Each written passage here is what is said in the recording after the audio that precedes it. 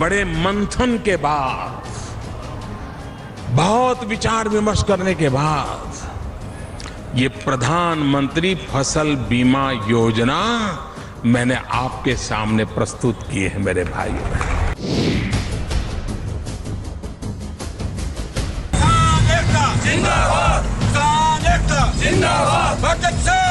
तो साल की शुरुआत में किए गए इस दावे के खिलाफ ही किसान संघर्ष करने पर उतारू हैं। हरियाणा के किसानों का कहना है कि मुश्किल भरी किसानी में बीमा योजना ने उनकी जिंदगी और ज्यादा मुश्किल भर दी है। किसानों का आरोप है कि बैंक जबरन फसल बीमा के नाम पर पैसे काट रहे हैं और अगर किसानों की जेब से ही पूरा पैसा लिया जाता है तो फिर फायदा होगा क्या?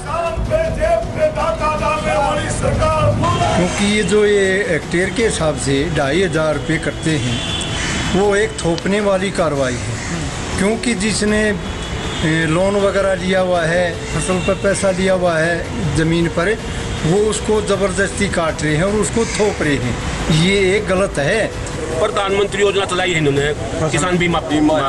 ये किसान को मार्फत नहीं है। हम इसको बहिष्कार करते, इसकी निंदा करते हैं।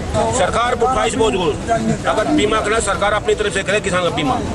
प्रधानमंत्री का तो खाली नाम ही है और फायदा ये जितनी भी प्राइवेट कंपनी है इनको होने वाला है। सिर्फ हरियाणा नहीं बल्कि छत्तीसगढ़ में कुछ दिनों पहले मुआवजे के रूप में किसानों को 20, 25 और 50 रुपए के चेक मिले थे।